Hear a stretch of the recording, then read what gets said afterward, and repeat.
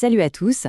Alors, imaginez un peu une ville, et pas n'importe laquelle, Paris, qui tout d'un coup décide de dire stop et de se déclarer indépendante du reste du pays. Ça paraît fou, non? Eh bien, c'est l'histoire bien réelle de la Commune de Paris. On va plonger ensemble dans ces 72 jours de révolution qui ont complètement bouleversé la France. Alors, comment une telle chose a-t-elle pu arriver? Pour tout comprendre, voici notre feuille de route. On va commencer par le contexte, un Paris en pleine crise. Puis, on verra l'étincelle qui a tout déclenché, la révolution du 18 mars. Ensuite, on explorera ce que cette république sociale a tenté de mettre en place, avant de voir sa fin tragique, avec la semaine sanglante. Et pour finir, on se demandera ce qui reste de cette révolution aujourd'hui. Allez, on y va. Voilà la grande question qui va nous guider. Comment est-ce qu'une capitale, le cœur d'un pays, a pu oser un truc pareil en 1871? Se rebeller, créer son propre gouvernement. C'est ce qu'on va décortiquer ensemble. Ok, pour piger ce qui s'est passé, il faut faire un petit retour en arrière. Imaginez la scène. On est fin 1870, début 1871. La France vient de subir une défaite cuisante contre la Prusse. Et Paris est à genoux. C'est une ville assiégée, humiliée, et surtout une ville qui a le sentiment profond d'avoir été trahie par ses dirigeants. Ces quelques points résument bien le cauchemar que vivent les Parisiens. Pensez-y, 4 longs mois de siège. La famine est partout. Les gens ont tellement faim qu'ils en arrivent à manger les animaux du zoo, oui, les éléphants, les girafes et même les rats. Ajoutez à ça un froid polaire, les bombardements prussiens, et comme si ça ne suffisait pas, le gouvernement de son côté signe une paix que les Parisiens voient comme une trahison, une humiliation totale. Franchement, c'était une véritable poudrière. Et là, on voit bien qu'on a deux mondes qui se font face, qui ne se comprennent plus du tout. D'un côté, on a Paris. Un Paris républicain, un peu révolutionnaire sur les bords, très ouvrier. Un Paris qui aspire à plus de justice sociale. Et de l'autre côté, à quelques kilomètres de là, à Versailles, on a le gouvernement officiel. Lui, il est conservateur, plutôt favorable au retour d'un roi, et surtout, il se méfie énormément de ce peuple parisien qu'il trouve incontrôlable. C'est vraiment un clash frontal. Alors, dans cette atmosphère ultra tendue, qu'est-ce qui va servir d'étincelle? Qu'est-ce qui va faire tout exploser? Eh bien, ça va être une histoire de canon. Oui, des canons. Et tout va basculer en une seule journée, le 18 mars.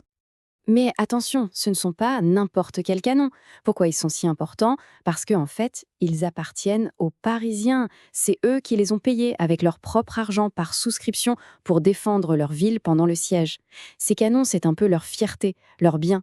Ils sont gardés par la Garde nationale, qui est en gros une milice de citoyens, des ouvriers, des artisans en uniforme. Donc, pour les Parisiens, que le gouvernement veuille leur prendre leurs canons, c'est la provocation de trop. C'est une question d'honneur.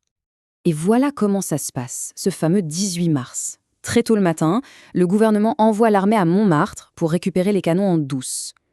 Sauf que ça ne se passe pas comme prévu. Les femmes du quartier, des femmes du peuple comme la fameuse Louise Michel, sont les premières à voir ce qui se trame. Elles donnent l'alerte, elles sortent dans la rue, elles entourent les soldats, elles se mettent devant les canons, elles leur parlent, elles leur disent « Vous n'allez pas tirer sur nous, sur le peuple ». Et là, un truc incroyable se produit. Les soldats lèvent la crosse de leur fusil en l'air. Ils fraternisent avec la foule. C'est la mutinerie. En apprenant ça, le chef du gouvernement, Adolphe Thiers, panique complètement. Il prend ses ministres sous le bras et fuit à Versailles. En quelques heures, le gouvernement s'est évaporé. Paris est laissé à lui-même. Imaginez la situation. Plus de gouvernement, plus de police. Paris est aux mains du peuple insurgé.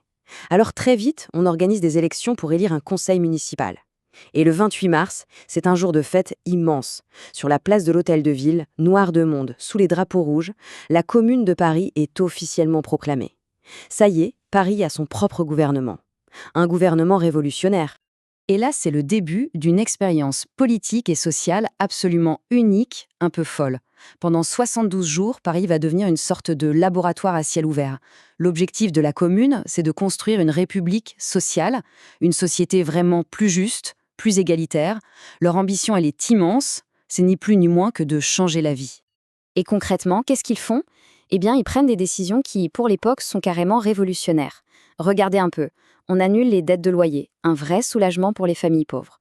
On réquisitionne les ateliers abandonnés par les patrons pour les confier aux ouvriers eux-mêmes. Et puis, il y a les grandes réformes de société. La séparation de l'Église et de l'État, l'école qui devient gratuite et laïque pour tous, et ce truc, juste incroyable pour 1871, l'égalité de salaire entre les institutrices et les instituteurs. Et cet esprit de combat, de fierté, il est incarné par des femmes extraordinaires comme Louise Michel. C'était une institutrice, mais elle était sur les barricades, elle s'est battue jusqu'au bout.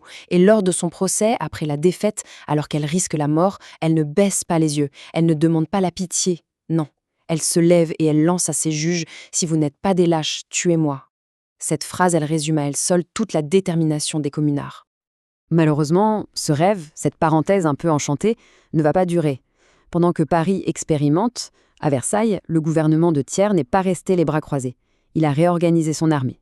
Et son seul objectif, c'est de reconquérir Paris, par la force. Ce qui nous amène à l'épisode le plus terrible de cette histoire. Tout commence le 21 mai. L'armée de Versailles réussit à entrer dans Paris. Et ce qui suit, c'est une semaine d'une brutalité sans nom. La semaine sanglante. Les combats se déroulent rue par rue, maison par maison. Les Parisiens érigent des centaines de barricades pour se défendre. Dans ce chaos, des monuments symboliques, comme l'hôtel de ville, sont incendiés. La bataille finale aura lieu dans le cimetière du Père-Lachaise. La violence des combats est une chose, mais la répression qui suit est pire encore.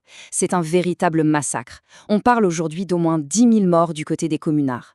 10 000 personnes tuées en une seule semaine. C'est juste énorme. On exécute sans jugement, sur place. C'est un des bains de sang les plus terribles de l'histoire de France. Et le symbole de cette répression, c'est ce mur, au cimetière du Père-Lachaise, le mur des fédérés. C'est là que les 147 derniers combattants de la Commune ont été capturés et fusillés, le 28 mai. Et pour ceux qui ne sont pas tués, la punition est terrible aussi. Des milliers d'arrestations, de procès et des déportations vers des bagnes à l'autre bout du monde, comme en Nouvelle-Calédonie. On pourrait croire que c'est la fin de l'histoire, une défaite écrasante, un massacre. Et pourtant, même écrasée dans le sang, l'idée de la Commune, elle, ne va pas disparaître. Il y a cette fameuse chanson qui dit « La Commune n'est pas morte » et c'est exactement ça. Alors, pourquoi est-ce que cette histoire, vieille de 150 ans, nous parle encore aujourd'hui? Eh bien, parce que la Commune est devenue un symbole universel. Elle a inspiré des mouvements ouvriers partout dans le monde. C'est un symbole de la démocratie directe, le pouvoir par le peuple. C'est un moment clé pour l'histoire des femmes. En fait, c'est le souvenir puissant d'une lutte pour la justice sociale, pour la dignité. Et ces combats-là, ils sont toujours d'actualité. Finalement, la Commune de Paris, c'est cette histoire à la fois grandiose et tragique. L'histoire d'un rêve fou, celui de construire un monde meilleur, ici et maintenant. Un rêve qui a duré 72 jours, avant d'être écrasé. Et ça nous laisse avec une question qui reste entière. Est-ce que l'utopie, cette idée de vouloir changer le monde en profondeur, est-ce que c'est encore possible aujourd'hui? La question reste ouverte. Merci beaucoup d'avoir exploré cette page intense de l'histoire avec moi.